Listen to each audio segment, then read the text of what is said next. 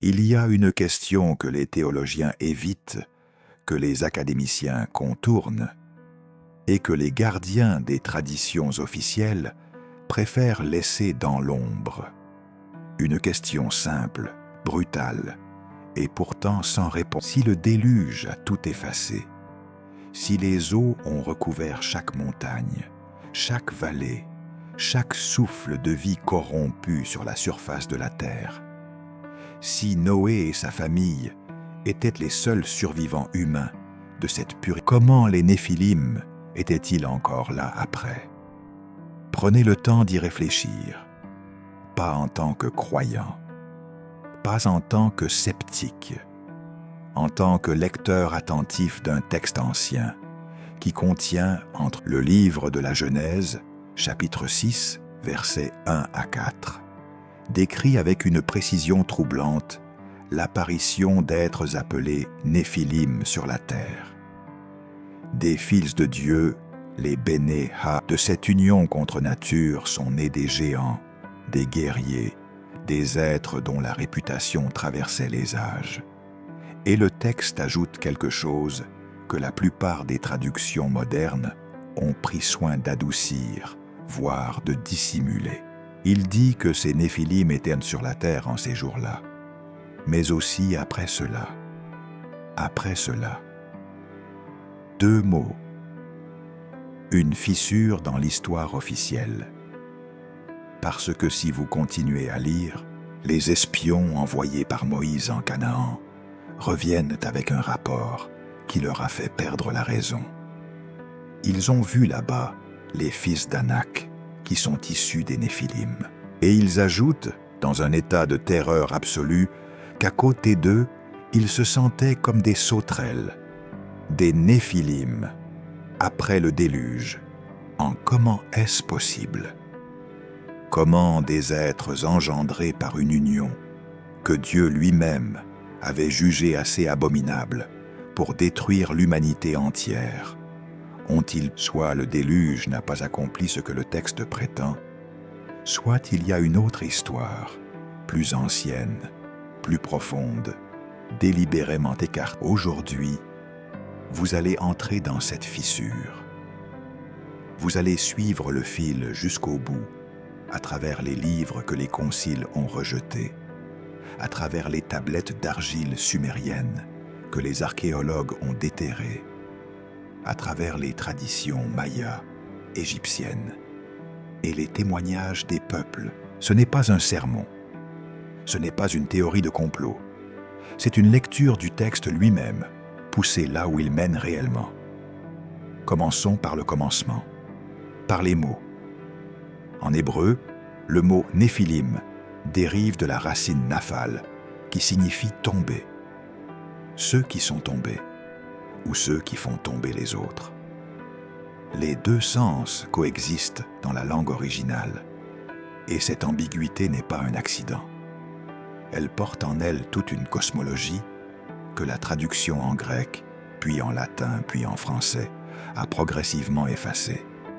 La Septante, la traduction grecque de l'Ancien Testament, réalisée au IIIe siècle avant notre ère, a choisi de traduire Néphilim par gigante, les géants.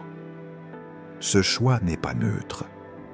Il réduit le concept à une question de taille physique, dans les textes qui circulaient avant que le canon soit fermé, avant que les conciles décident ce qui méritait d'être transmis et ce qui méritait d'être brûlé. La nature des Néphilim était décrite avec une précision terrifiante. Le livre d'Hénoch.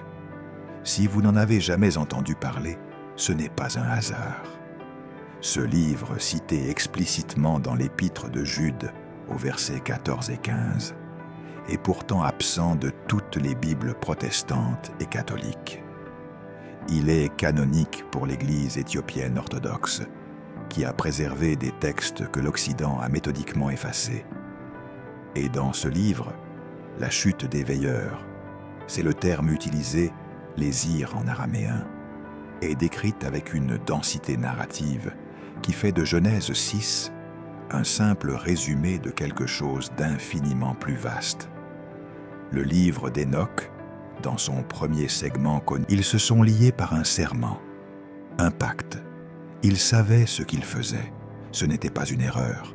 C'était une transgression délibérée d'une frontière cosmique, une violation de l'ordre de la création elle-même.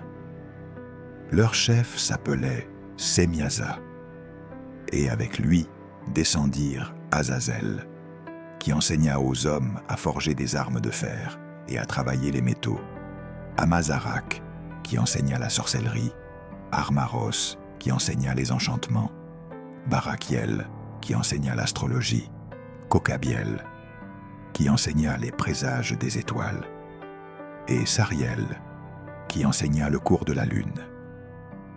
Ces êtres n'apportaient pas seulement leur semence, ils apportaient la connaissance, une connaissance interdite.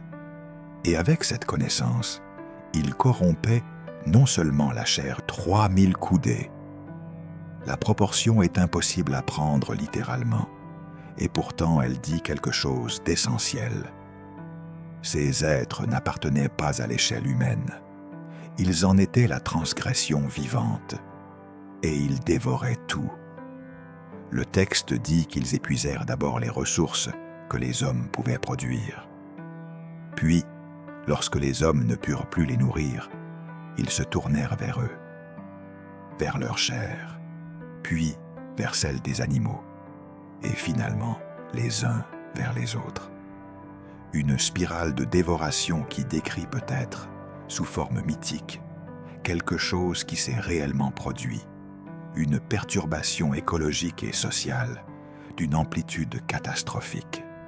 C'est dans ce contexte que Dieu regarda vers la terre et qu'il vit que la méchanceté des hommes était grande, que toutes les pensées de leur cœur n'étaient que mal. Ce n'est pas simplement l'homme qui a péché, c'est la création tout entière qui a été contaminée par une intrusion surnaturelle. Et Dieu dit à Noé, un homme juste, Tamim en hébreu, un mot que les traductions rendent généralement par intègre ou parfait, mais qui dans sa racine porte une autre signification, une signification physique, complet, sans défaut, sans mélange. Tamim est le même mot utilisé dans la Torah pour décrire les animaux sacrificiels sans tache, ceux dont l'intégrité physique est une condition sine qua non de leur valeur rituelle. Noé était Tamim dans ses générations. Cette précision, souvent lue comme une qualifiée morale, pourrait bien être quelque chose d'entièrement différent. Elle pourrait indiquer que Noé était, lui, un être dont la lignée n'avait pas été corrompue par les unions entre veilleurs et humaines. Mais si tel est le sens réel de cette précision, alors le déluge n'était pas simplement une punition morale, c'était une réinitialisation génétique, une tentative de restaurer l'intégrité de la création humaine telle qu'elle avait été conçue à l'origine.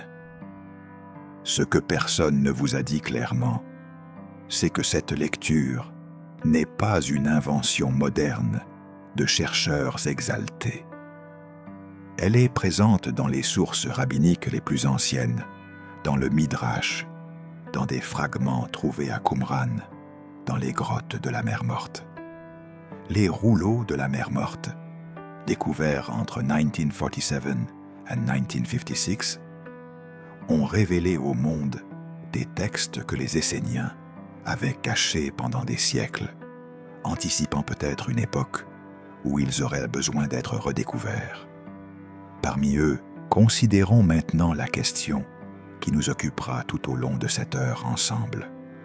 Si le déluge devait éliminer les Néphilim et leur progéniture corrompue, pourquoi le texte biblique lui-même atteste-t-il de leur présence après cet événement? Il y a 3 réponses possibles. La première, c'est que le texte se contredit lui-même, ce qui est l'explication rationaliste standard, celle des sceptiques qui voient dans la Bible un assemblage de traditions contradictoires, sans cohérence interne. Commode, mais intellectuellement paresseuse. La deuxième, c'est que le déluge n'était pas universel, qu'il n'a couvert qu'une région géographique limitée, laissant des poches de survie dans d'autres parties du monde. Cette explication a ses défenseurs parmi les théologiens progressistes, mais elle se heurte à la lettre même du texte, qui insiste à de nombreuses reprises sur le cas. Les Néphilim sont réapparus après le déluge parce que la source de leur existence, les veilleurs, les Béné Ha-Elohim, n'ont pas été détruits par l'eau. L'eau peut tuer ce qui est chair, elle ne peut pas tuer ce qui est céleste. Et si la transgression originelle pouvait se reproduire, alors ses fruits pouvaient reparaître. Voilà où nous allons. Suivez-moi. Pour comprendre ce qui s'est passé après le déluge, il faut d'abord comprendre ce qui s'est passé pendant. Et pour comprendre ce qui s'est passé pendant, il faut regarder ce que les traditions de peuples entièrement séparés ont dit de cet événement. Des peuples qui n'ont jamais lu la Genèse, qui n'avaient aucun contact avec la tradition hébraïque, et qui pourtant racontent la même histoire avec des variations qui en révèlent les couches cachées.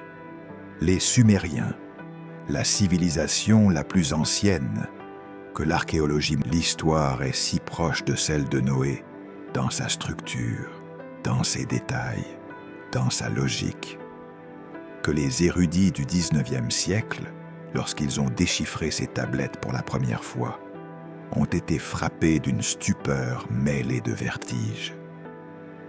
Mais ce qui est moins souvent mentionné, c'est que les Sumériens avaient aussi leurs propres entités surnaturelles, les Anunnaki, des dieux qui descendirent du ciel, qui se mêlèrent aux affaires humaines, qui donnèrent à l'humanité la civilisation, l'écriture, les lois, l'agriculture, et parmi eux, des êtres qui prirent des épouses humaines, engendrant une race de héros et de rois semi-divins, dont la présence dans les listes royales sumériennes est documentée. La liste royale sumérienne, un texte extraordinaire qui énumère les rois qui... La liste elle-même note cette transition. Après que le déluge eut balayé la terre, la royauté descendit à nouveau du ciel. À nouveau. Comme si quelque chose qui avait existé avant avait été interrompu, puis repris. L'Égypte ancienne. Les Shemsu-Hor, les compagnons d'Horus, sont décrits dans les annales royales comme des êtres qui régnèrent sur l'Égypte avant les pharaons humains, pendant des périodes extraordinairement longues. Ils précédèrent la période dynastique d'une durée que les textes eux-mêmes chiffrent en milliers d'années. Et la tradition égyptienne n'ignore pas le déluge. Dans le texte connu sous le nom du livre de la vache céleste, la déesse Hathor est envoyée pour détruire l'humanité corrompue, un récit qui présente des parallèles frappants avec la décision divine décrite en Genèse 6. Ce qui est remarquable, c'est que toutes ces traditions... Ensuite, un cataclysme aquatique. Et enfin, une persistance ou une réapparition de ces entités dans la période post-diluvienne, sous des formes parfois différentes, parfois identiques. Ce n'est pas une coïncidence, c'est une mémoire collective que chaque civilisation a gardée à sa façon, parce qu'elle concernait quelque chose d'assez fondamental pour que l'oublier était impossible. Maintenant, ancrons-nous dans le texte, dans les mots qui ont survécu, dans ce que la Bible hébraïque dit réellement, sans les filtres de 2 millénaires de théologie institutionnelle. Genèse 6, verset 4. Dans la Bible de Louis II, un texte de référence pour le monde francophone, ce verset se lit ainsi. En ces jours-là et même après, les fils de Dieu s'unirent aux filles des hommes. Le déictique Achar Eichen, après cela, renvoie à quelque chose de défini, quelque chose qui va se produire, quelque chose que le lecteur de l'époque aurait compris immédiatement comme une référence au déluge, puisque c'est précisément ce que le contexte annonce. Le texte lui-même admet donc que les Néphilim réapparurent après le déluge. La question n'est pas de savoir si c'est vrai. La question est de savoir comment. Et c'est là que la lecture devient vraiment intéressante. Il existe dans la tradition rabbinique une discussion fascinante sur la nature des êtres qui survécurent au déluge en dehors de l'arche. Le Talmud lui-même, dans le traité Nidda, mentionne le géant Og, roi de Bashan, et suggère qu'il survécut au déluge en s'accrochant de Bashan, qui fut vaincu par Moïse lui-même, un homme dont l'intervention divine fut nécessaire pour abattre un être d'une telle magnitude, un géant, survivant du déluge. La tradition rabbinique le dit explicitement, mais il y a plus. Le livre des Jubilés, un autre texte extra-canonique daté du IIe siècle avant notre ère, offre une explication différente mais complémentaire. Il raconte que les esprits des Néphilim, après que leurs corps géants eurent été détruits par le déluge, furent libérés dans le monde sous forme de démons, des entités désincarnées errant sur la terre, cherchant à habiter des corps pour assouvir les désirs charnels qu'ils avaient connus dans leurs existences hybrides. Ces esprits impurs sont décrits dans les textes intertestamentaires, avec une précision qui correspond étrangement à ce que les évangiles appellent les démons. C'était au mieux une amputation, au pire une transformation. Mais la vraie question demeure, la vraie contradiction que personne ne veut affronter. Les Néphilim physiques, ceux de chair et d'os, ceux dont les fils d'Israël furent terrorisés en Canaan, comment étaient-ils là? La réponse commence au moment où l'arche touche le sol, au moment où Noé sort, où il plante une vigne, où il boit du vin et s'endort nu dans sa tente. Ce passage, Genèse 9, versets 20 à 27, que nous avons toujours lu comme une anecdote domestique embarrassante, comme un épisode mineur dans la grande épopée de la rédemption, est peut-être l'un des passages les plus chargés de sens cachés de toute l'Écriture. Mais avant d'y arriver, revenons à ce qui s'est passé immédiatement après le déluge. Dieu bénit Noé et ses fils. Il leur renouvelle le mandat de la création. Soyez féconds, multipliez-vous, remplissez la terre. Il établit une alliance. Il place l'arc-en-ciel dans les nuages, comme signe de cette alliance. Tout semble ordonné, restauré, recommencé dans la pureté. Mais regardez qui était dans l'arche. Noé, sa femme, ses 3 fils, Sem, Cham et Japheth, et les femmes de ses fils, 8 personnes. L'humanité entière réduite à 8 individus.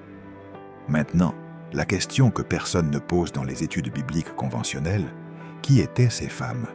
Le texte ne nous donne pas leur nom, il ne nous donne pas leur généalogie. Dans un livre qui prend soin de tracer les lignées avec une précision quasi obsessionnelle, cette omission est extraordinaire. Pourquoi le texte, qui nous donne la généalogie complète, les textes rabbiniques ont essayé de combler ce vide? Le livre des Jubilés donne des noms aux femmes de Noé et de ses fils.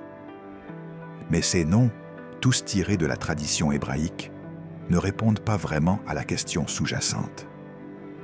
La question de la lignée. La question de l'intégrité génétique. Parce que si Noé était amime, sans mélange, dans ses générations, rien ne garantit que ses belles-filles l'étaient aussi. Et c'est ici que la tradition cachée commence à murmurer quelque chose d'inquiétant. Si la corruption des Néphilim avait pénétré une partie de la lignée humaine, et si cette lignée était représentée parmi les passagers de l'arche, alors les eaux n'auraient pas suffi à la purger. Elles auraient simplement été transportées au-delà du cataclysme, protégées à bord de la seule embarcation qui survécut. Mais les textes anciens, eux, ne la rejettent pas. Ils la développent. Revenons à Og de Bashan. Le Talmud, dans le traité Nidda, comme nous l'avons dit, mais aussi dans d'autres sources rabbiniques, suggère que Og était un descendant de Shammazai, un des anges déchus, et qu'il survécut au déluge, non pas en s'intégrant à l'humanité de Noé, mais en restant à l'extérieur, en survivant par sa nature même, qui n'était pas pleinement humaine. La suggestion rabbinique qu'il s'accrocha à l'arche de l'extérieur est plus qu'une image pittoresque. C'est une déclaration théologique. Les Néphilim ou leurs descendants directs n'avaient pas besoin d'être dans l'arche parce que leur nature n'était pas entièrement soumise aux lois qui gouvernaient la mort et la survie des êtres humains. Genèse 10. La table des nations. Ce chapitre, qui liste les descendants de Noé et leur répartition géographique sur la terre, est habituellement lu comme un document anthropologique ou ethnologique, une tentative de décrire l'origine des peuples connus du monde antique. Mais dans ce chapitre se trouve quelque chose d'extraordinaire. Un nom, Nimrod, Genèse 10, versets 8 à 10. Cush engendra Nimrod. Il commença à être puissant sur la terre. Il était un puissant chasseur devant l'Éternel. C'est pourquoi l'on dit, comme Nimrod, puissant chasseur devant l'Éternel. Il fut le premier à régner sur la terre, et son royaume comprit Babel, Érec, Akkad et Calné, au pays de Shinéar, puissant chasseur devant l'Éternel. En hébreu, Gibor Tsaïd, la connexion lexicale n'est pas un hasard. Elle est intentionnelle. Le texte dit à qui veut entendre que Nimrod appartenait à la même catégorie d'êtres que les géants d'avant le déluge.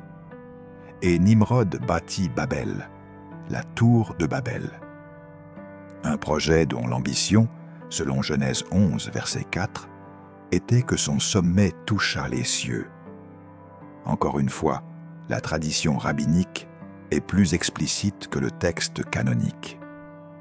Dans le Midrash, Nimrod est décrit comme un tyran qui voulait déclarer la guerre aux cieux eux-mêmes, qui se nourrissait de la peau d'Adam comme d'une armure magique, qui défia Dieu ouvertement. Il est identifié par certaines sources avec le chasseur Orion, avec le dieu Marduk des Babyloniens, avec Gilgamesh lui-même. Gilgamesh, le roi d'Uruk, un hybride, un géant, un gibor, un néphilim post-diluvien dont la gloire et la terreur remplissaient le monde connu. La convergence entre Nimrod dans la Bible hébraïque et Gilgamesh dans la tradition sumérienne n'est pas universellement acceptée par les académiciens, mais les parallèles structurels sont trop frappants pour être ignorés. Les deux sont des souverains de la même région géographique, à la même époque approximative. Les deux ont une nature hybride divine-humaine. Les deux sont des bâtisseurs et des conquérants. Les deux cherchent à défier les frontières entre le monde humain et le monde céleste.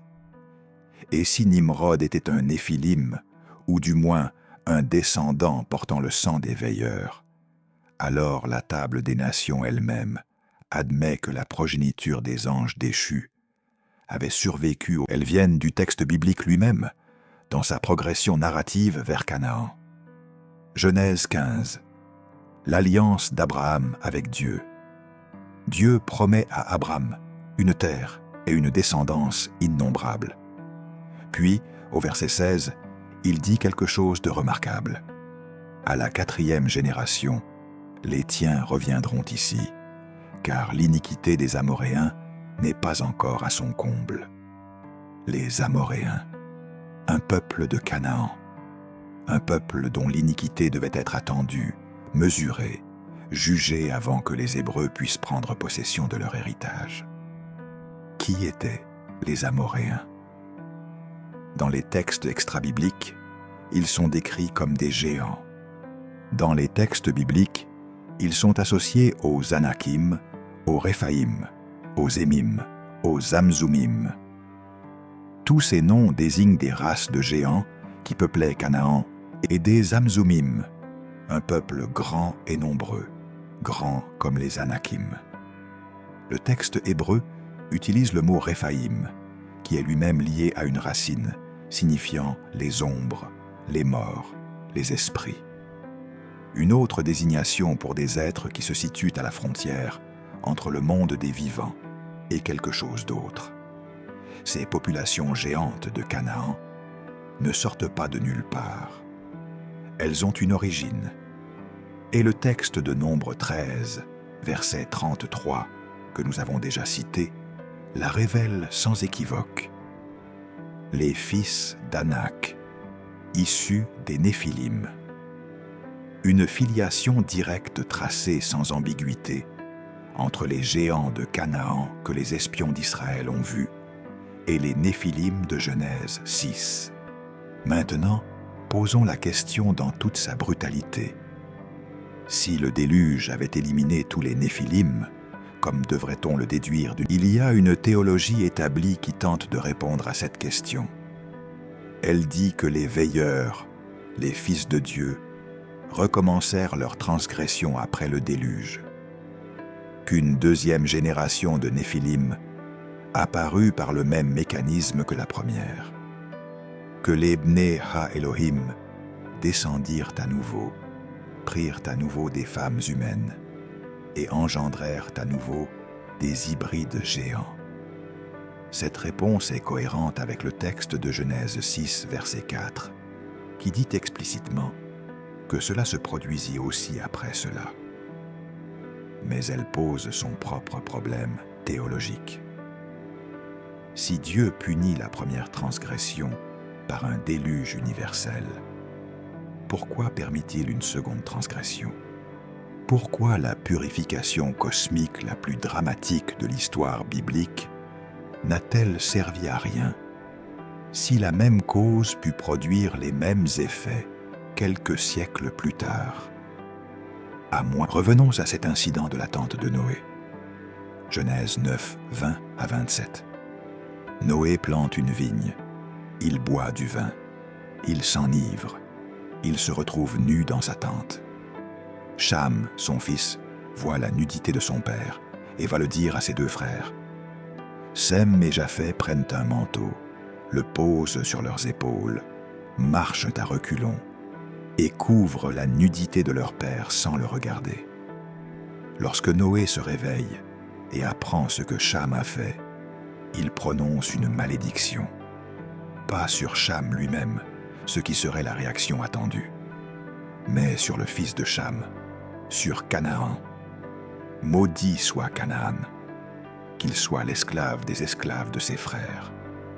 Cette malédiction a une importance narrative extraordinaire. Elle anticipe la conquête de Canaan par les Hébreux, descendants de... Pourquoi Canaan? Pourquoi le fils et non le père? Pourquoi la malédiction porte-t-elle sur une lignée spécifique et non sur tous les descendants de Cham? La tradition rabbinique a débattu de cela pendant des siècles. Une des lectures les plus troublantes, préservée dans certains commentaires midrashiques, suggère que Cham ne fit pas simplement voir la nudité de son père, que ce que Cham fit à Noé était quelque chose de plus grave, une castration selon certains, une agression sexuelle selon d'autres, et que de cet acte naquit Canaan lui-même, un enfant conçu dans la honte et portant en lui quelque chose d'irrémédiablement corrompu. Si Canaan naquit de cet acte, et si Cham portait en lui une contamination de la lignée des Néphilim, alors Canaan serait le premier représentant de cette contamination dans le monde. C'est une lecture qui fait frémir. Elle implique que le péché, qui était censé avoir été détruit par le déluge, s'est perpétué à travers l'une des familles mêmes qui furent épargnées.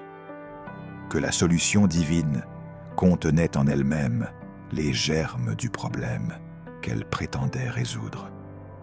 Mais ne nous arrêtons pas là, parce que la géographie elle-même parle.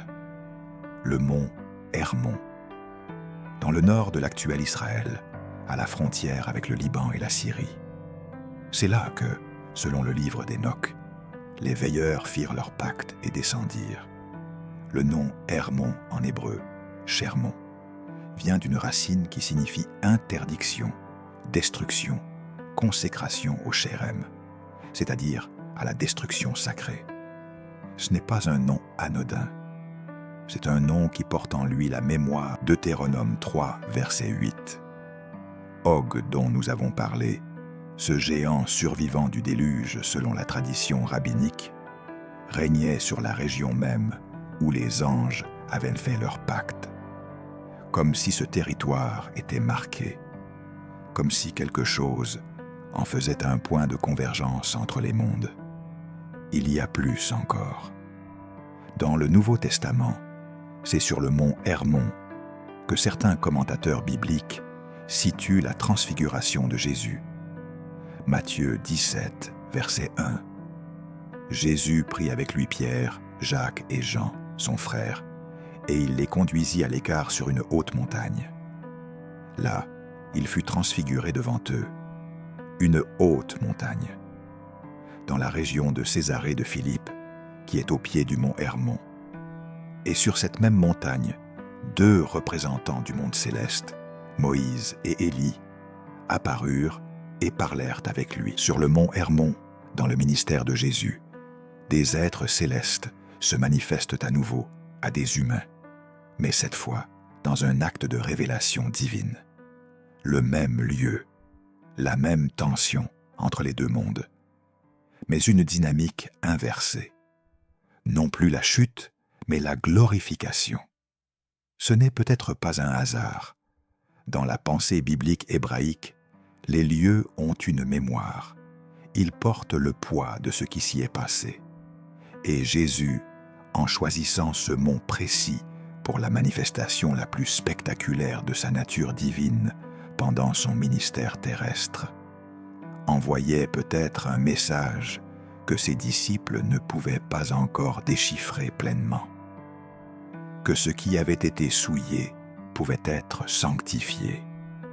Que ce qui avait été le lieu d'une chute pouvait devenir le lieu d'une ascension. Mais Josué, le livre qui raconte la conquête de Canaan par les tribus d'Israël sous la direction de Josué ben Nun. Ce livre a été lu pendant des siècles comme un récit de conquête militaire, et les problèmes éthiques qu'il soulève, le commandement divin d'éliminer des populations entières, ont alimenté d'innombrables débats théologiques et philosophiques.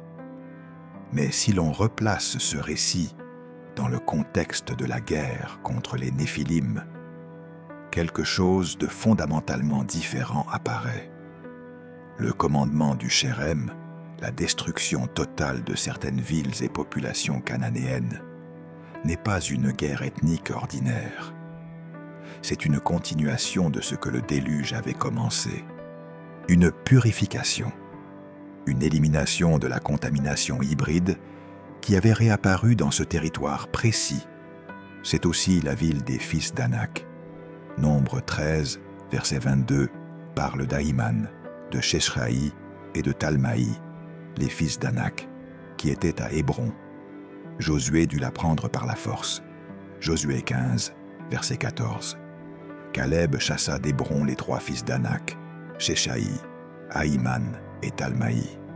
Des noms, des individus identifiés, des géants, descendants des Néphilim, habitant dans la ville même que les patriarches d'Israël avaient choisi comme centre de leur foi.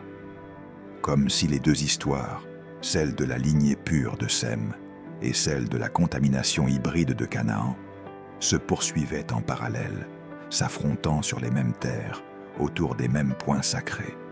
Et puis, il y a Goliath. Pas simplement le géant que le jeune David abat avec une fronde dans une histoire que les enfants apprennent à l'école du dimanche. Goliath de Gath. Gath était l'une des 5 cités des Philistins Il y eut encore une guerre entre les Philistins et Israël. David descendit avec ses serviteurs, et ils combattirent les Philistins. Et David fut fatigué. Ishbi-Benob, qui était d'entre les enfants des Réphaïm, voulut tuer David. Puis vinrent encore une guerre à Gob avec les Philistins. Alors Sibécaï de Husha tua Saph, qui était d'entre les enfants des Réphaïm. Et il y eut encore une guerre à Gob avec les Philistins. Elanan, fils de Jaaré-Orégim, Bethléemite, tua Goliath de Gath, dont la hampe de la lance était comme un ensouple de tisserand.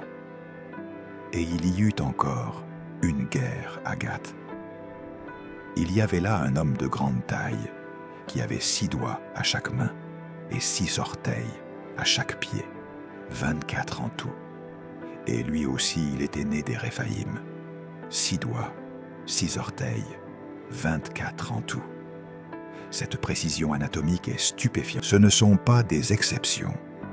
Ce sont les représentants d'une lignée persistante, d'une race dont la présence dans la région de Gath, dans la Philistie côtière, est documentée avec une précision chirurgicale.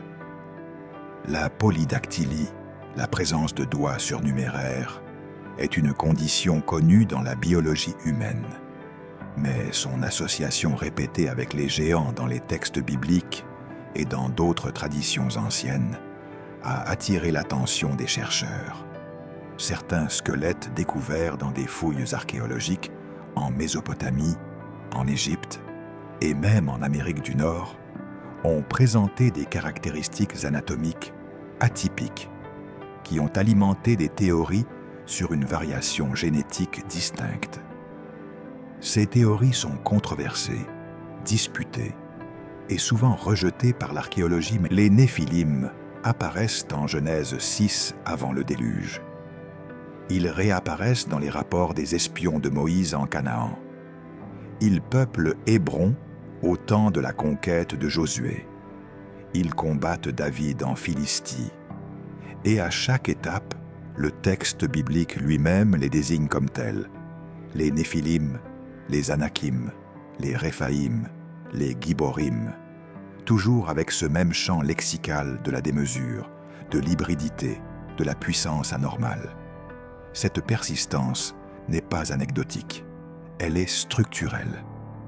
Elle traverse le texte biblique d'un bout à l'autre, du premier livre de Moïse au deuxième livre de Samuel.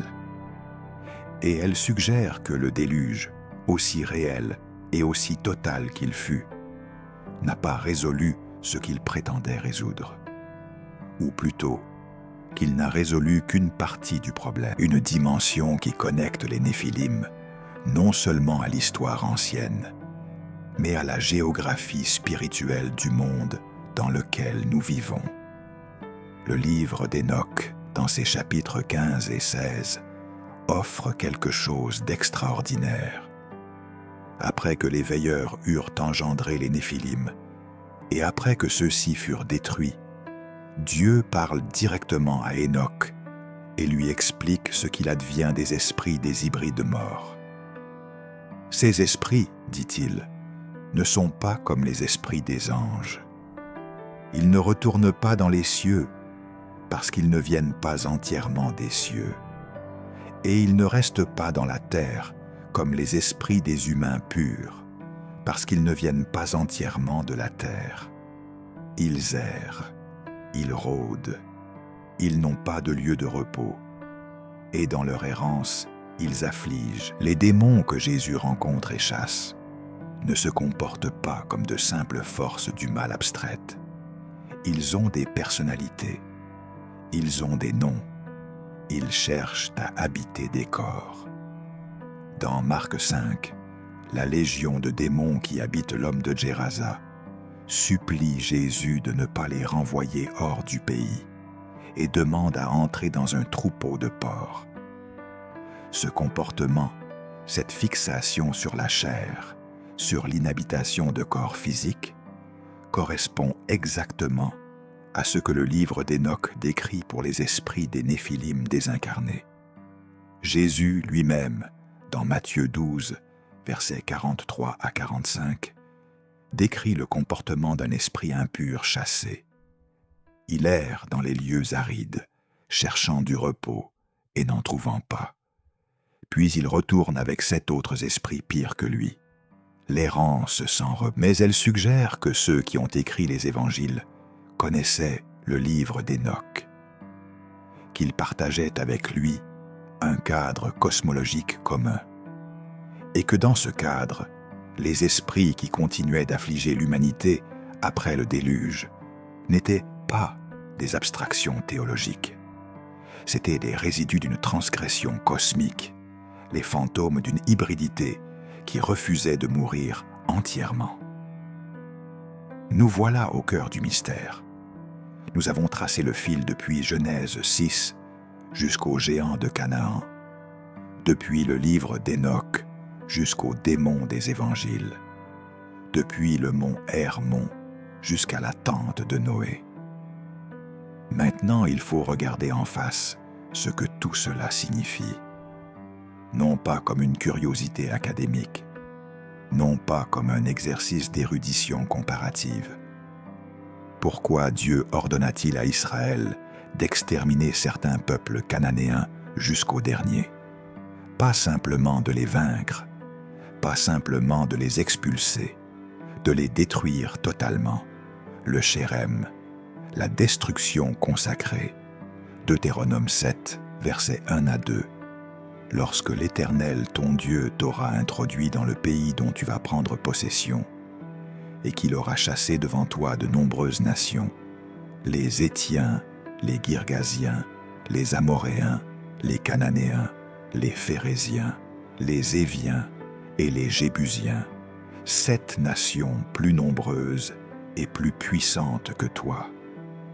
Quand l'Éternel, ton Dieu, te les aura livrés et que tu les auras battus, tu les dévoueras à l'interdit.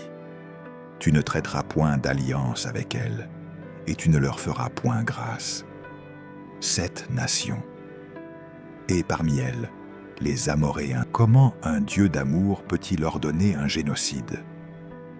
C'est la question que posent les sceptiques, et c'est une question légitime. Mais dans le cadre que nous avons construit au fil de cette exploration, la réponse prend une forme différente. Ce n'est pas un génocide ethnique, c'est une continuation de ce que le déluge avait commencé, une purification ciblée, une élimination de la contamination hybride dans la région précise que Dieu avait désignée comme le lieu de son alliance avec son peuple. Si les Anakim et leurs cousins représentaient une lignée corrompue, une intrusion du monde des veilleurs dans la chair humaine, alors leur présence en Canaan n'était pas simplement un obstacle géopolitique. C'était une contamination spirituelle et physique du terrain même, sur lequel devait s'établir les... Josué ne parvint pas à éliminer tous les géants. Il en restait dans Gaza, dans Gath, dans Ashdod. Josué 11, verset 22. Ces villes, Gath, Gaza, Ashdod, sont précisément les villes philistines. Et c'est depuis Gath que Goliath vint défier Israël des siècles plus tard. Ce que Josué n'avait pas terminé, David dut l'affronter. Il y a dans ce schéma une logique narrative d'une cohérence remarquable. Chaque fois qu'Israël faillit à sa mission d'élimination de la contamination hybride, cette contamination revint le hanter. Chaque fois qu'il laissa subsister ce qu'il était censé détruire, cela se retourna contre lui. Les Philistins ne sont pas simplement des ennemis politiques ou militaires dans le récit biblique. Ils sont les gardiens, comme ce qu'il est dans la logique du texte. Un descendant des Réphaïm, un représentant de la contamination hybride qui avait survécu au déluge, survécu à la conquête de Josué, et qui se dressait maintenant devant le peuple de l'Alliance, avec un défi qui n'était pas seulement militaire. C'était un défi cosmologique. Qui de votre Dieu ou de la race des veilleurs gouverne cette terre? Et David, un jeune homme de Bethléem, descendant de Sem par Juda, de la lignée pure, la lignée d'Abraham, d'Isaac, de Jacob. Un berger, pas un guerrier, armé d'une fronde et de 5 pierres lisses.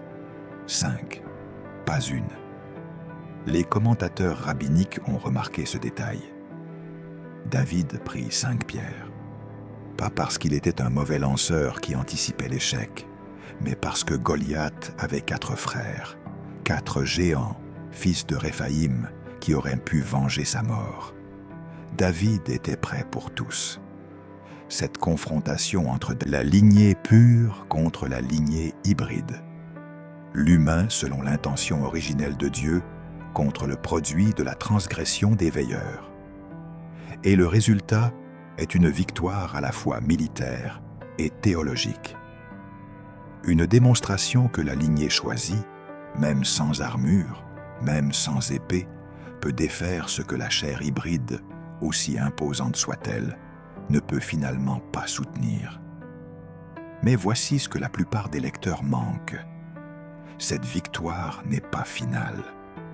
Les géants reviennent en 2 Samuel 21. David vieillit, s'épuise au combat, et ses guerriers doivent prendre le relais. La contamination ne se laisse pas éradiquer facilement. Elle persiste, elle se reproduit. Elle trouve de nouveaux corps, de nouvelles lignées, de nouveaux territoires. Et si nous regardons au-delà du texte canonique, vers les traditions des autres peuples, les dieux créèrent des hommes. Ces hommes furent corrompus ou inadaptés. Les dieux les détruirent et recommencèrent. Cette structure de création, corruption, destruction et recommencement est identique dans sa logique à celle de la Bible hébraïque. Et dans ces récits mayas, certaines créatures de grande taille et de nature hybride apparaissent dans les périodes de corruption, comme les 7 Haras et leurs fils, des êtres de prétention divine qui devaient être vaincus avant que l'humanité actuelle puisse être établie. L'Inde ancienne. Les Védas et les Puranas décrivent les Asuras, des êtres puissants qui défièrent les dieux, qui s'unirent aux femmes mortelles, qui engendrèrent des races de guerriers surhumains.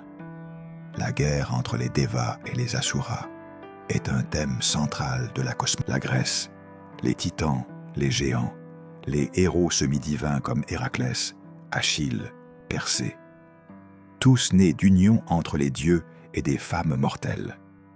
Tous d'une puissance et d'une stature dépassant l'humanité ordinaire. Et la tradition grecque elle-même connaît son déluge, avec Deucalion et Pyrrha, survivant seuls à une inondation envoyée par Zeus pour détruire une humanité corrompue. La convergence est trop systématique pour être ignorée. Chaque grande civilisation de l'Antiquité a conservé la mémoire de 2 choses. D'abord, des êtres surnaturels qui se sont mêlés à l'humanité et ont engendré des hybrides puissants et terribles. Ensuite, un cataclysme aquatique qui a tout détruit. Et dans presque toutes ces traditions, ces êtres hybrides ou leurs équivalents réapparaissent maintenant. Prenons un moment pour regarder ce que l'archéologie dit. Pas pour résoudre la question, parce que l'archéologie seule ne peut pas confirmer ou infirmer les affirmations métaphysiques du texte biblique, mais pour voir si le monde matériel laisse des traces qui correspondent aux descriptions des textes anciens. Les squelettes géants. Cette question est un terrain miné entre chercheurs sérieux, charlatans enthousiastes et institutions académiques qui réagissent parfois avec une rigidité défensive qui mérite elle-même d'être questionnée. Il y a eu des canulars. La photographie des soi-disant géants déterrés, régulièrement partagée sur Internet, est une manipulation numérique bien documentée. L'honnêteté intellectuelle l'exige. Mais il y a aussi des découvertes authentiques et documentées d'ossements humains. Cette affirmation est difficile à vérifier et facile à instrumentaliser Mais il est vrai que le traitement institutionnel des ossements amérindiens et des découvertes archéologiques anomales a une histoire complexe et pas toujours transparente. Ce qui est plus solide, c'est la documentation de structures mégalithiques dont la construction pose des problèmes d'ingénierie que les technologies supposées des populations contemporaines ne suffisent pas à expliquer entièrement. Baalbek au Liban. Les blocs de la fondation romaine reposent sur des blocs encore plus anciens, dont certains pèsent plus de 1000 tonnes. La plus grande, appelée la pierre du Sud, pèse environ 1650 tonnes. Comment a-t-elle été taillée, transportée et mise en place? Aucune technologie connue de l'époque ne suffit à l'expliquer de manière satisfaisante.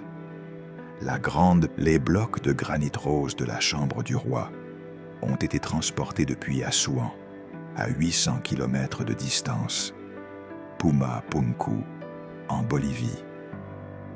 Des blocs de diorite, l'une des pierres les plus dures de la planète, taillés avec une précision millimétrique que les archéologues peinent à expliquer avec les outils de pierre et de bronze disponibles à l'époque supposée de leur construction. Ces structures ne prouvent pas l'existence des Néphilim. Ce serait aller trop vite. Mais elles posent une question légitime. Qui ou quoi possédait la connaissance technique et la puissance physique nécessaires pour réaliser ces choses dans un monde supposément primitif? Les textes anciens eux-mêmes ont une réponse cohérente. Ce sont les descendants des veilleurs, les Giborim, les civilisateurs qui apportèrent aux hommes les arts de la construction, de la métal. Le livre d'Enoch, chapitre 8, est explicite. Azazel enseigna aux hommes à fabriquer des épées, des couteaux, des boucliers, des cuirasses. Il enseigna les arts de la métallurgie. Il enseigna le travail de l'or et de l'argent, la teinture, l'embellissement des paupières, les pierres précieuses. Et à travers ces enseignements, dit le texte, une grande impiété se répandit. Parce que la connaissance donnée sans la sagesse nécessaire pour la contenir est une arme. C'est exactement ce que décrit aussi la tradition sumérienne à travers le concept de Mê. Les Mê sont les tablettes divines de la destinée, les décrets cosmiques qui gouvernent les arts de la civilisation.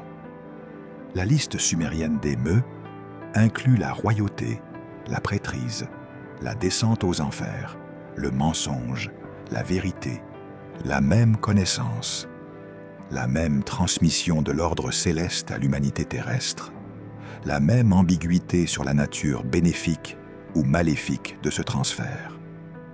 Les Sumériens pensaient que la civilisation était un don des dieux. Les auteurs du livre d'Enoch pensaient que c'était une transgression des anges. Mais les deux traditions s'accordent sur l'essentiel. La civilisation humaine, dans sa forme complexe, dans ses arts et ses techniques, n'est pas née spontanément de la lente évolution d'une espèce primitive. Elle fut transmise par des êtres qui n'étaient pas entièrement humains, à une humanité qui n'était pas encore prête à la porter. Et voilà où la connexion avec le présent devient inévitable. Parce que si nous acceptons le cadre que les textes anciens proposent, un cadre dans lequel des êtres surnaturels ont interagi avec l'humanité, qu'est-ce que cela signifie pour nous? L'Épître aux Éphésiens, chapitre 6, verset 12. Paul écrit à la communauté d'Éphèse. Il leur dit quelque chose qui, dans le contexte de tout ce que nous avons exploré, résonne d'une façon entièrement nouvelle. Car nous n'avons pas à lutter contre la chair et le sang, mais contre les dominations, contre les autorités, contre les princes des ténèbres de ce siècle, contre les esprits méchants dans les lieux célestes. Les dominations, les autorités, les princes des ténèbres, archers, exousiers, cosmocrators en grec. Ces termes ne sont pas des métaphores floues dans la pensée paulinienne. Ils désignent des catégories d'êtres réels, des hiérarchies de puissance surnaturelle, qui exercent leur gouvernance sur des territoires, sur des peuples, Elle est au cœur de la cosmologie biblique depuis Genèse 6. Et dans cette guerre, les Néphilim, ou plutôt leur héritage spirituel, jouent un rôle. Les esprits désincarnés des hybrides antédiluviens, selon le livre d'Enoch, cherchent à habiter des corps, à perturber la création, à maintenir une présence dans le monde matériel, que leur nature double rend impossible à complètement abandonner. Ce ne sont pas des démons abstraits, ce sont les résidus d'une histoire spécifique, les fantômes d'une transgression que ni le déluge ni la conquête de Canaan n'ont définitivement résolu. La résolution, selon le Nouveau Testament, vient d'ailleurs. Elle vient de celui que Jean appelle le Logos, la parole, celui qui était avec Dieu au commencement et par qui toutes choses, non pas en détruisant les Néphilim ou leurs esprits par la force, mais en restaurant l'intégrité de la nature humaine depuis l'intérieur. Pensez à ce que cela signifie dans notre cadre. Si le problème des Néphilim était une contamination de la chair humaine par une nature étrangère à son ordre originel, alors la solution ne pouvait pas être simplement de détruire les corps contaminés. Les esprits continuaient d'errer, la corruption continuait de se transmettre. La solution devait être une restauration de la nature humaine elle-même, depuis ses fondements. C'est exactement ce que l'incarnation accomplit dans la théologie chrétienne, mais lu à travers le prisme de Genèse 6, cette signification prend une profondeur nouvelle. Jésus ne prend pas simplement la chair humaine pour mourir à la place des pécheurs, dans un sens moral abstrait. Il prend la chair humaine pour la restaurer dans son intégrité originelle. Et c'est pourquoi sa victoire sur les démons, sur les esprits impurs, sur les cosmocrators dont parle Paul, n'est pas simplement une démonstration de puissance divine. C'est une restauration de l'ordre de la création, un rétablissement des frontières qui avaient été violées par les veilleurs, un rappel à chaque esprit qui avait transgressé ses frontières que l'autorité sur la création appartient à celui qui l'a créée, non à ceux qui l'ont corrompu. Colossiens 2, verset 15. Il a dépouillé les dominations et les autorités et les a livrées publiquement en spectacle, en triomphant d'elles par la croix, les dominations et les autorités.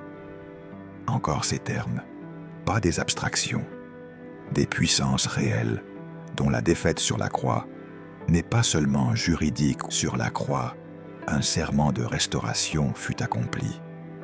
La géographie spirituelle est inversée. Ce qui avait été le lieu d'une chute trouve son contrepoint dans le lieu d'une mort, qui est simultanément une victoire. Mais l'histoire n'est pas finie. Et c'est ici que le texte biblique nous conduit vers quelque chose que la plupart des lecteurs modernes trouvent inconfortable, quelque chose que la théologie institutionnelle a tendance à escamoter derrière des formulations abstraites. L'Apocalypse, le dernier livre de la Bible canonique, rédigé par Jean de Patmos dans un style délibérément codé, une écriture apocalyptique qui utilise des symboles et des images hérités d'une longue tradition prophétique hébraïque. Et dans ce livre, quelque chose revient, quelque chose qui ressemble de façon troublante, et de la fumée de ce puits sortent des créatures que le texte décrit avec une précision cauchemardesque. Des sauterelles semblables à des chevaux équipés pour la bataille. Elles avaient sur la tête quelque chose de semblable à des couronnes d'or. Leurs visages ressemblaient à des visages d'hommes. Elles avaient des cheveux comme des cheveux de femmes, et leurs dents étaient comme des dents de lion. Elles avaient des cuirasses comme des cuirasses de fer. Le bruit de leurs ailes était comme le bruit de chars à plusieurs chevaux qui courent au combat.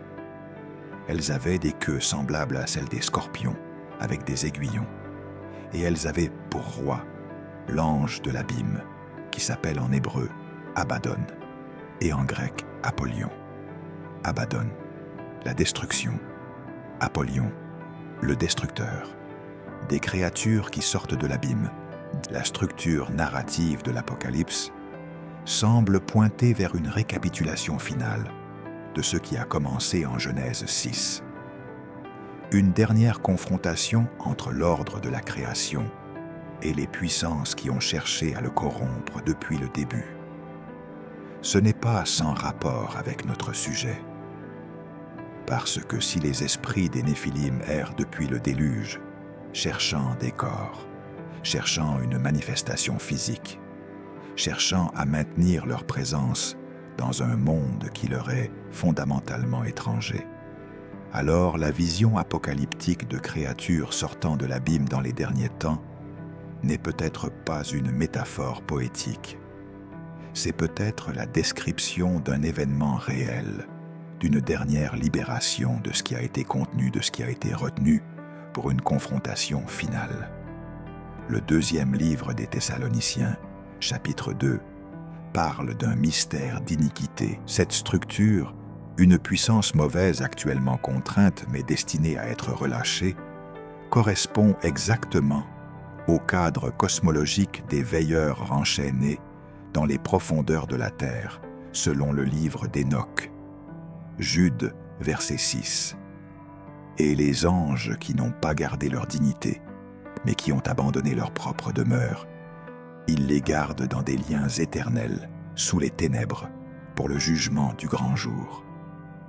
La même image. Les veilleurs, les anges qui transgressèrent en Genèse 6, sont décrits par Jude comme enchaînés, maintenus sous les ténèbres, en attente d'un jugement qui n'est pas encore survenu. Ils ne sont pas détruits, ils ne sont pas anéantis, ils sont retenus. Et ce qui est retenu peut, sous certaines conditions, être relâché. C'est là que la connexion entre passé et futur devient vertigineuse. Si la première transgression des veilleurs a produit les Néphilim, si le déluge a détruit leur corps, mais pas leurs esprits, une dernière irruption de ce monde hybride dans le monde humain, avant le jugement définitif, qui résoudra ce que le déluge n'a pu résoudre que partiellement. Le texte de Daniel 7 est pertinent ici. Daniel voit en vision 4 bêtes sortant de la mer. La dernière, la plus terrible, est différente de toutes les autres. Elle a 10 cornes, et parmi ces cornes surgit une petite corne, avec des yeux humains et une bouche parlant avec arrogance. Cette vision a été interprétée de nombreuses façons au fil des siècles. Mais dans notre cadre, la bête qui sort de la mer, hybride, monstrueuse, défiant le ciel, ressemble remarquablement à une description de ce que le monde hybride des Néphilim projette à grande échelle sur l'histoire humaine. Une puissance qui se pose en défi ultime, alors le trône de l'Ancien des Jours est établi. Les livres sont ouverts, le jugement siège, et la domination de la bête est ôtée, détruite, abolie pour toujours. Puis à celui qui ressemble à un fils d'homme est donnée la domination, la gloire et la royauté. Tous les peuples, nations et langues le servent. Sa domination est une domination éternelle qui ne passera pas. Le fils d'homme, une figure humaine, non pas hybride, non pas géante, non pas monstrueuse, entièrement humaine, revendiquant une autorité qui n'est pas celle d'un être qui a transgressé des frontières cosmiques, mais de celui qui est la frontière vivante entre le divin et l'humain, non par transgression, mais par incarnation, voulue, consentie, ordonnée depuis la fondation du monde. Dans ce cadre, c'est une guerre sur une question très précise.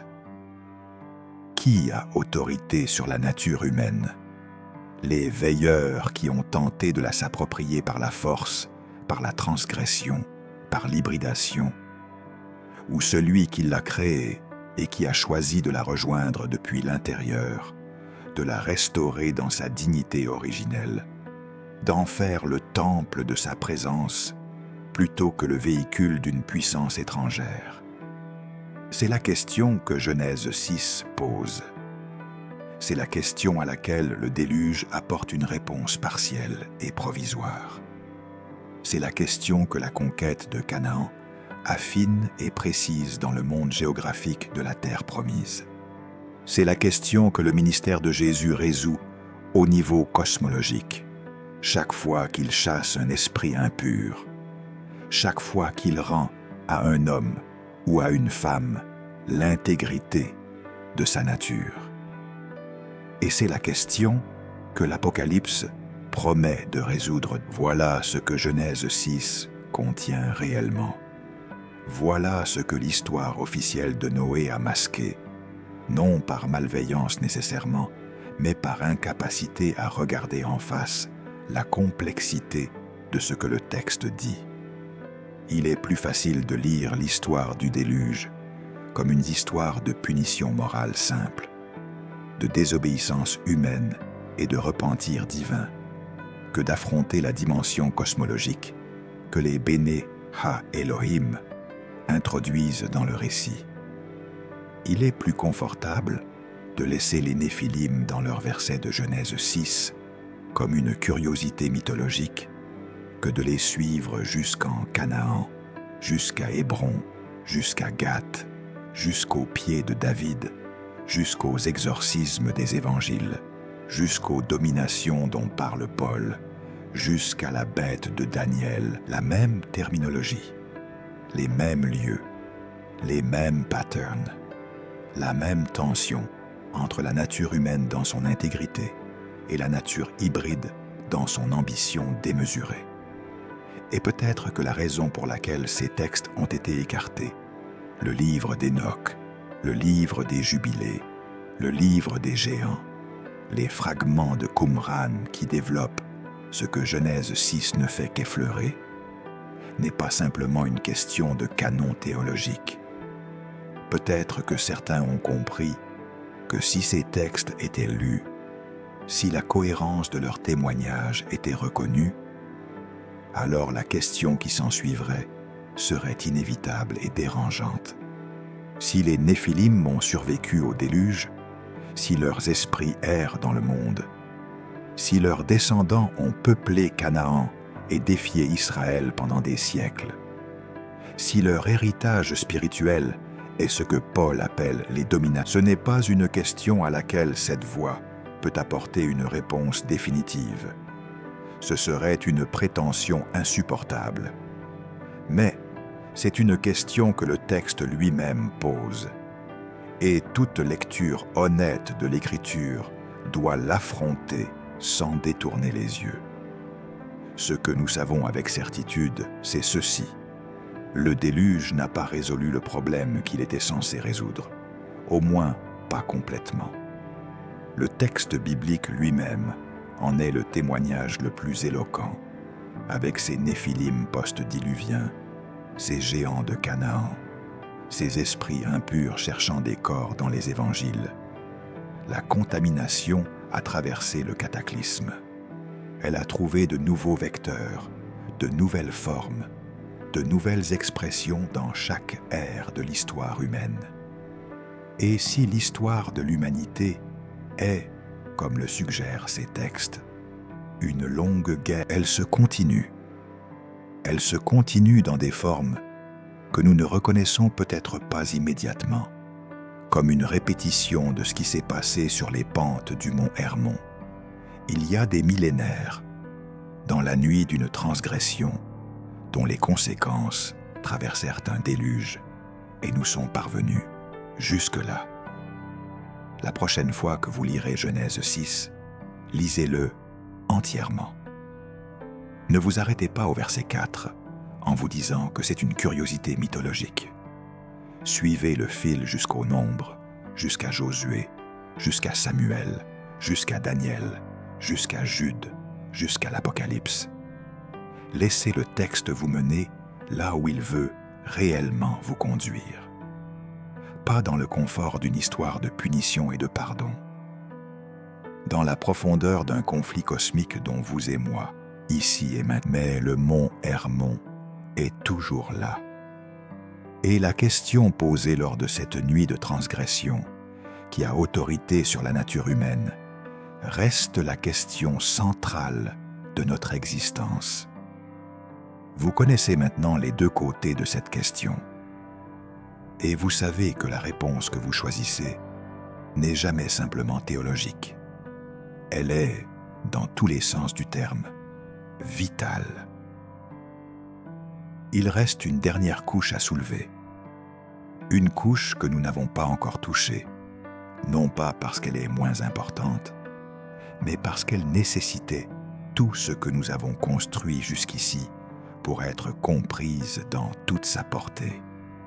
C'est la couche qui concerne non pas ce que les Néphilim ont fait, mais ce que leur existence révèle sur la nature même de Dieu, sur la nature du plan de la rédemption. Parce qu'il y a quelque chose que nous n'avons pas encore dit clairement, quelque chose que toutes les pièces du puzzle que nous avons assemblées pointent vers le même endroit, mais que personne ne formule franchement dans les cercles théologiques conventionnels. Le déluge n'était pas une punition, c'était une chirurgie. La différence est fondamentale. Une punition répond à une transgression morale. Elle inflige une souffrance proportionnelle à la faute. Elle peut être satisfaite, compensée, annulée par le repentir.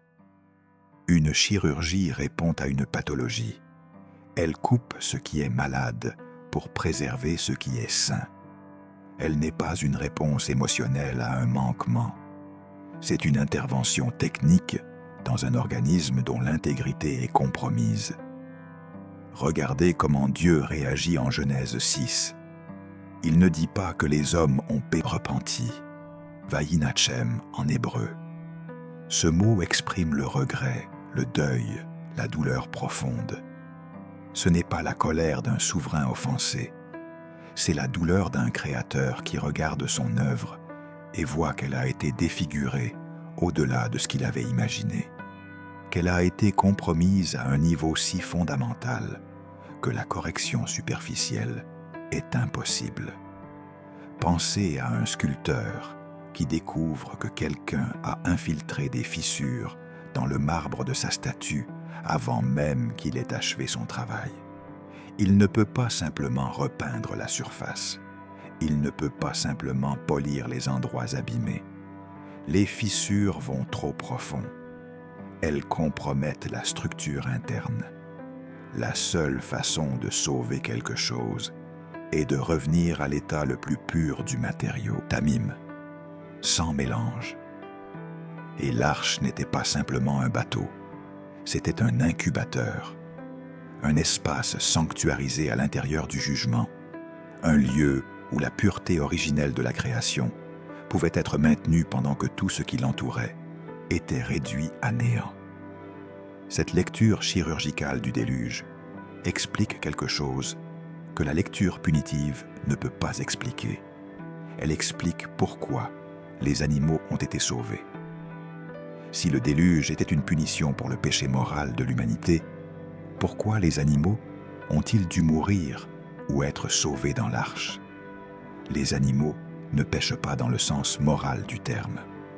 Mais si le déluge était une purification de la chair corrompue par la contamination hybride des Néphilim, alors les animaux étaient concernés. Parce que le livre d'Hénoch dit quelque chose d'extraordinaire à ce sujet. Il est que dans leur dévoration, dans leur violence contre toute chair, ils corrompaient aussi le monde animal. Genèse 6, verset 12. Dieu regarda la terre, et voici qu'elle était corrompue, car toute chair avait corrompu sa voie sur la terre. Toute chair, pas seulement les hommes, toute chair. Si la corruption des Néphilim avait pénétré le monde animal aussi bien que le monde humain, alors la purification devait être totale, et le sauvetage des animaux dans l'arche n'était pas simplement une mesure écologique de préservation de la biodiversité. C'était aussi une sélection, une préservation de la chair animale dans son intégrité, séparée de ce qui avait été corrompu.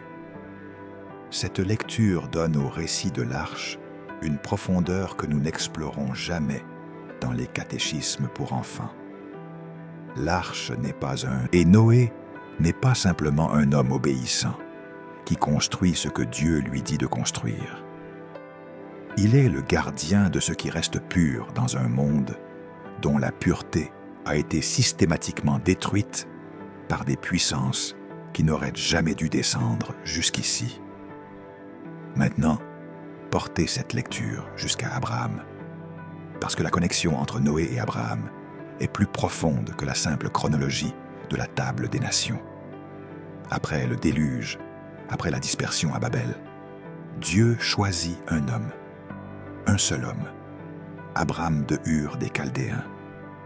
Et il lui dit en Genèse 12, versets 1 à 3, de quitter son pays, sa parenté, la maison de son père, de partir vers un pays inconnu.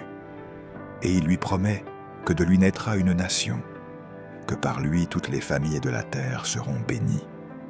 Mais Joshua 24, verset 2, offre un détail révélateur.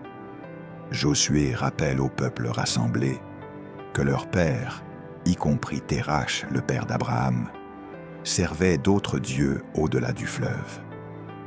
Abraham venait d'une famille qui adorait des divinités étrangères, probablement les dieux sumériens, parmi lesquels se trouvaient les Anunnaki, ces êtres dont nous avons vu les parallèles avec les veilleurs. Abraham fut tiré d'un contexte culturel et religieux, directement lié à la tradition, qui reconnaissait les hybrides divino-humains. Et pourtant Dieu le choisit lui. Il l'arracha à ce contexte. Il lui demanda de rompre avec sa parenté, avec ses dieux, avec sa culture, et de commencer quelque chose de radicalement nouveau. Une lignée qui serait, comme Noé, Tamim dans ses générations, qui questionna la nature de la réalité cosmique avant même d'avoir reçu la révélation divine. Il y a dans cette présentation quelque chose d'important. Abraham n'est pas choisi parce qu'il était parfait. Il est choisi parce qu'il était chercheur, parce qu'il était capable de voir au-delà des formes religieuses qui l'entouraient, des formes qui portaient en elles la mémoire déformée de la transgression des veilleurs, et de reconnaître quelque chose de plus authentique, de plus originel, de plus vrai, et la terre vers laquelle Dieu l'envoya. Canaan, la terre des descendants de Tcham, dont nous avons vu la connexion possible avec la contamination hybride à travers l'incident de la tente de Noé. Dieu n'envoie pas Abraham dans une terra incognita, vierge et neutre. Il l'envoie planter sa tente à Hébron, la ville même que les fils d'Anak habitent. Pourquoi? Parce que la promesse ne peut pas être accomplie en évitant le problème. Elle doit être accomplie en le traversant. La lignée choisie ne peut pas contourner la contamination hybride. Elle doit la côtoyer, la défier, résister à ses séductions et à ses menaces pendant des générations, jusqu'à ce que la résolution finale soit possible. C'est une logique narrative d'une cohérence extraordinaire. Le problème posé en Genèse 6 n'est pas résolu hors du monde.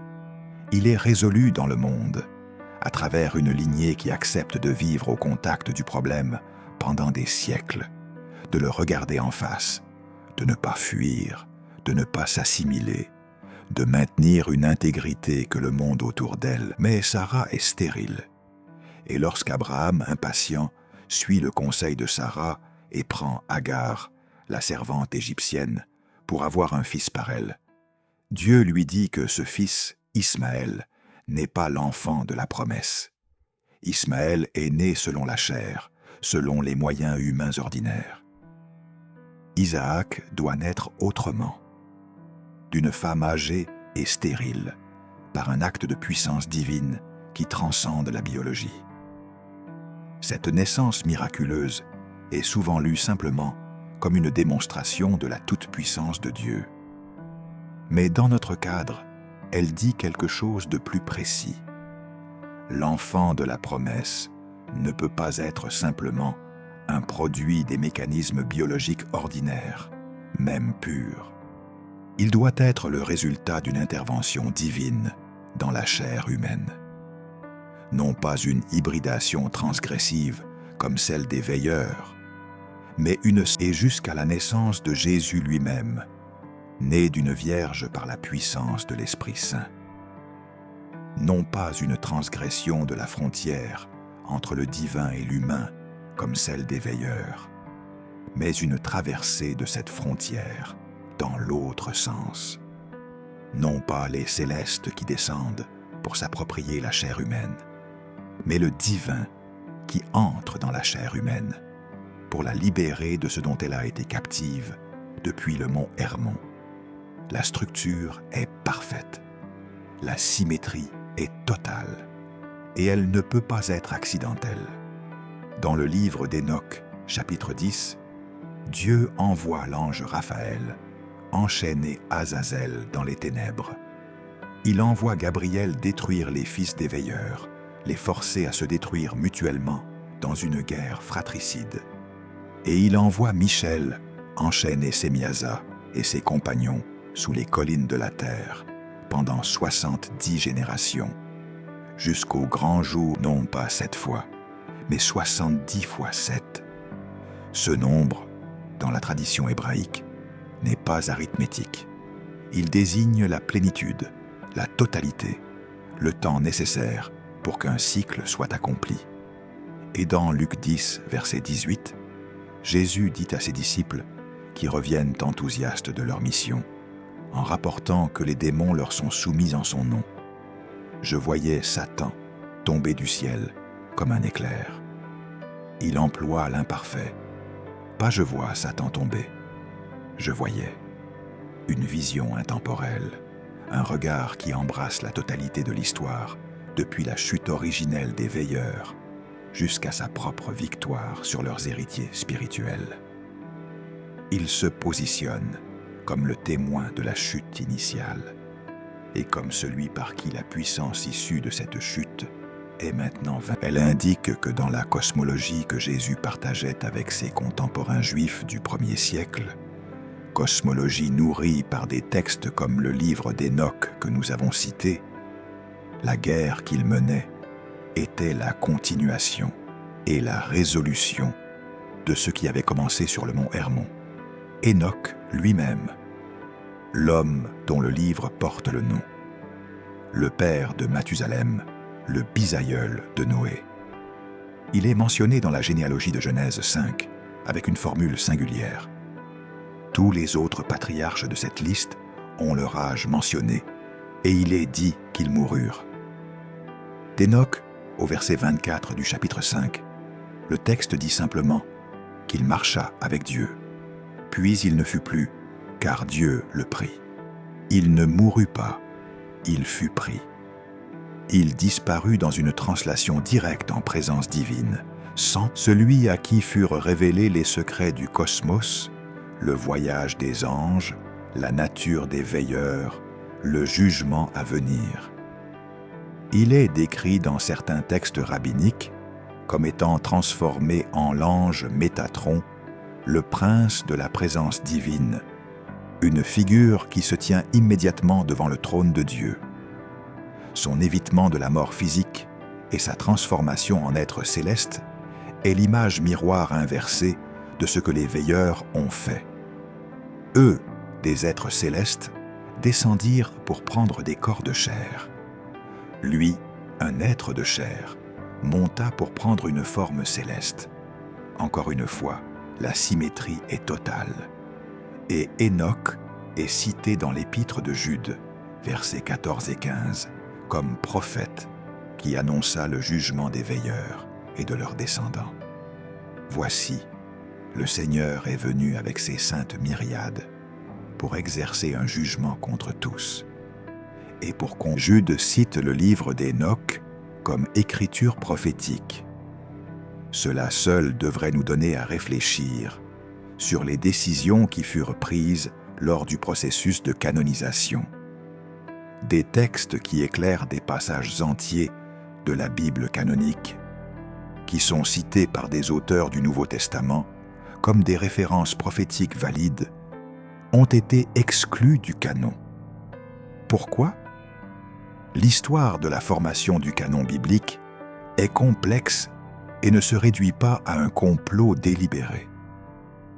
Les raisons de l'exclusion du livre d'Enoch du canon occidental incluent des questions d'authenticité, des préoccupations sur les spéculations cosmologiques jugées dangereuses et simplement les accidents de l'histoire de la transmission des textes. Mais le résultat est que des millions de lecteurs de la Bible lisent des textes qui présupposent une cosmologie. La fin fait référence à des personnages, des événements, des tensions dont on ne comprend pas les origines, parce que les pages intermédiaires manquent. Et l'on se retrouve à lire l'Apocalypse, à lire les épîtres de Paul sur les dominations et les autorités, à lire les exorcismes des évangiles, sans avoir accès au contexte qui leur donne leur plein sens. Revenons maintenant à une question que nous avons effleurée au début, mais que nous n'avons jamais résolue directement. La question du rapport entre les Néphilim et la civilisation humaine telle que nous la connaissons. Nous avons mentionné que les veilleurs enseignèrent aux hommes les arts de la métallurgie, de l'astronomie, de la sorcellerie, des armes. Et nous avons vu que les traditions sumériennes et égyptiennes attribuent à des êtres divins. Si la connaissance que les veilleurs transmirent était une transgression, si elle fut la cause de la corruption qui rendit le déluge nécessaire, alors quel statut donner à la civilisation qui en est issue? Est-elle fondamentalement tachée? Est-elle intrinsèquement corrompue parce que ses fondements remontent à une transgression angélique? Le texte biblique lui-même offre une réponse nuancée. La généalogie de Caïn dans Genèse 4 décrit Tubal-Caïn comme le père de ceux qui travaillent l'airain et le fer. Jabal comme le père de ceux qui habitent sous des tentes et élèvent des troupeaux. Jubal comme le père de ceux qui jouent de la harpe et de la flûte. La civilisation, ses techniques, ses arts, ses modes de vie sont attribués dans la lignée de Caïn. Et Caïn est celui qui tua Abel, parce que la connaissance elle-même n'est pas mauvaise. Ce sont les conditions de sa transmission, la transgression des frontières cosmiques par les veilleurs, et les usages qu'en firent les Néphilim, qui furent destructeurs. Une épée peut être une arme de violence ou un outil de protection. La métallurgie qui permet de la forger est neutre dans sa nature. C'est la main qui la tient et le cœur qui guide cette main, qui détermine si la connaissance devient bénédiction ou malédiction. C'est une distinction que le livre d'Enoch lui-même établit implicitement. Il ne condamne pas la connaissance en tant que telle. Il condamne la manière dont elle fut transmise par transgression, sans le cadre de la sagesse nécessaire pour la contenir, à une humanité qui n'était pas encore prête à la porter sans être déformée par elle. Et c'est peut-être là l'une des lectures les plus profondes de toute cette histoire. La transgression des veilleurs n'était pas simplement une transgression sexuelle, une violation des frontières entre les espèces ou entre les ordres de l'être. C'était une transgression épistémologique, une violation de l'ordre dans lequel la connaissance devait être reçue, assimilée, intégrée. Les hommes et les femmes de cette époque antédiluvienne reçurent des savoirs pour lesquels ils n'avaient pas les structures intérieures nécessaires, et ils furent détruits par eux. Cette lecture résonne de façon troublante avec certaines réalités contemporaines que nous n'avons pas besoin de nommer explicitement. Des sociétés qui possèdent une puissance technologique sans précédent, mais qui semblent manquer. Le parallèle avec ce que le livre d'Hénoch décrit n'est peut-être pas aussi métaphorique qu'on voudrait le croire. Ce n'est pas une invitation au catastrophisme, c'est une invitation à la lucidité. Le texte ancien pose une question que nous devons nous poser dans chaque génération. Qui contrôle la transmission de la connaissance? Dans quel esprit est-elle reçue? Avec quelle sagesse est-elle utilisée? Et quand les réponses à ces questions commencent à ressembler aux descriptions que nous avons lues dans le livre d'Hénoch, la mémoire du déluge devrait peut-être nous traverser l'esprit. Mathusalem, le patriarche dont le nom est synonyme de longévité. 969 ans, selon Genèse 5. C'est le plus vieux personnage de la Bible. Et son nom en hébreu. Et en effet, si l'on calcule les chronologies de Genèse 5 avec précision, Mathusalem mourut l'année même où le déluge commença. Son nom était une prophétie. Sa longue vie était un sursis. Pendant 969 ans, le déluge fut retenu. Lorsque Mathusalem mourut, le déluge vint. Cette tradition est poignante. Elle suggère que la longévité extraordinaire des patriarches antédiluviens n'était pas simplement une donnée biologique. C'était une forme de miséricorde. Dieu retenait le jugement tant que les derniers représentants de la lignée pure vivaient encore. La mort de Mathusalem ne fut pas simplement la fin d'une vie. Ce fut le signal que le temps de la patience divine était épuisé, que la contamination avait atteint un point de non-retour, que la chirurgie ne pouvait plus être différée. Et Noé, lorsqu'il sortit de l'arche, et c'est dans cette vulnérabilité de Noé endormi et nu que quelque chose se passa qui porta ses fruits pendant des générations, dans la malédiction de Canaan, dans les géants de la terre promise, dans les Philistins de David. Il y a dans cette image une vérité profonde sur la condition humaine dans le monde post-diluvien. L'arche a traversé le jugement, la pureté originelle a été préservée. Mais le monde dans lequel Noé ressort est encore le même monde. Les veilleurs ne sont pas détruits, leurs esprits errent. Et la vulnérabilité humaine, cette capacité à perdre conscience, à baisser la garde, à être pris dans un moment de faiblesse parce qu'on croyait avoir laissé derrière soi, cette vulnérabilité n'a pas été supprimée par les eaux du déluge. Elle persiste en Noé, en ses fils, comme une réalité concrète que les textes anciens décrivent avec une précision qui devrait nous faire réfléchir. Nous vivons dans un monde post-diluvien, un monde où le jugement est passé, où la grâce a été accordée, où une alliance a été établie avec l'arc-en-ciel dans les nuages comme signe, mais un monde où les puissances qui précédèrent le déluge n'ont pas entièrement disparu. Un monde où les frontières entre les ordres de l'être peuvent encore être violées, où la connaissance peut encore être transmise sans sagesse, où la chair humaine peut encore être convoitée par des puissances qui n'ont pas renoncé à leur ambition de transgression. Le signe de l'alliance, l'arc-en-ciel. Genèse 9, versets 13 à 16. J'ai placé mon arc dans la nuée, et il servira de signe d'alliance entre moi et la terre. Et les eaux ne deviendront plus un déluge pour détruire toute chair. Dieu dit qu'il se souviendra, que l'arc lui servira de rappel. C'est une formulation extraordinaire. Le Créateur de l'univers a besoin d'un aide-mémoire. Non, la formulation est anthropomorphique, bien sûr, mais elle dit quelque chose d'essentiel. L'alliance est permanente.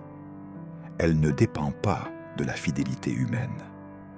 Elle ne peut pas être révoquée par la corruption humaine ou par la persistance des Néphilim ou de leurs héritiers spirituels. Dieu s'est lié à cette création. Il ne l'abandonnera pas à la destruction totale, quelle que soit la profondeur de la contamination. Et c'est dans ce cadre que la venue de Jésus prend son plein sens prophétique. Non pas comme une rupture avec l'alliance de Noé, mais comme son accomplissement, en entrant dans sa corruption, en la portant jusqu'à la mort, et en la relevant dans une intégrité nouvelle que les veilleurs ne pourront jamais plus atteindre, parce que la nature humaine, en Jésus ressuscité, a été élevée au-delà de leur portée. L'ascension de Jésus, souvent lue comme un simple départ vers le ciel, est dans ce cadre un événement cosmologique d'une importance capitale. La nature humaine, la chair et les os de Jésus de Nazareth, monta dans les cieux et prit sa place à la droite du Père. La chair humaine que les veilleurs avaient voulu s'approprier et corrompre, entra dans la présence divine en tant que telle, non pas transformée en quelque chose de céleste et de non-humain, mais humaine, pleinement, éternellement. L'humanité fut ainsi installée au sommet de la hiérarchie. Hébreux 2, versets 6 à 9. Qu'est-ce que l'homme pour que tu te souviennes de lui, ou le Fils de l'homme pour que tu le visites? Tu l'as fait pour un peu de temps inférieur aux anges. Tu l'as couronné de gloire et d'honneur. Et tu lui as tout soumis sous les pieds. Tout lui a été soumis. Il n'a rien laissé qui ne lui soit soumis. Mais maintenant, nous ne voyons pas encore tout lui être soumis.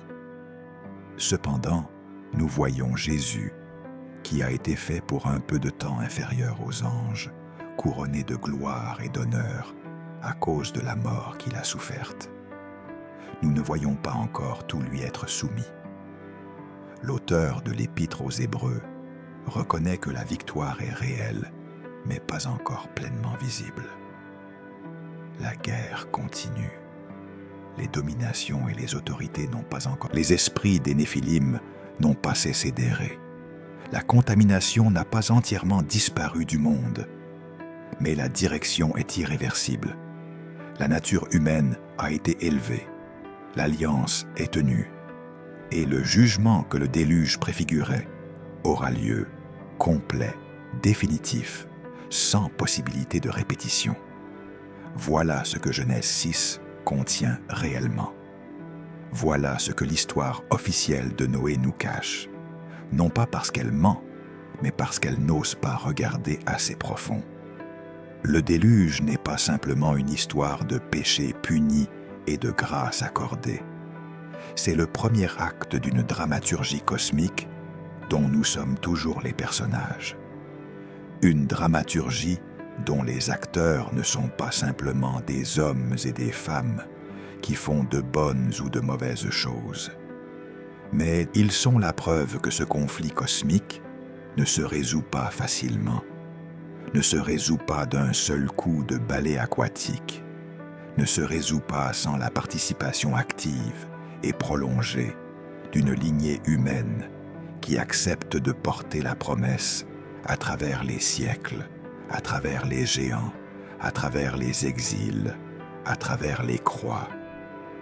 Et peut-être que la raison pour laquelle vous écoutez cette voix aujourd'hui, la raison pour laquelle cette question vous a trouvé, n'est pas un hasard.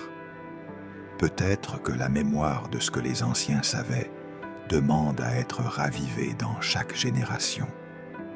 Peut-être que comprendre ce que Genèse 6 dit vraiment est une façon de voir plus clairement le monde dans lequel nous vivons, les puissances qui le gouvernent, et la nature de ce à quoi nous sommes appelés à résister. Il attendait simplement que quelqu'un accepte de le lire jusqu'au bout.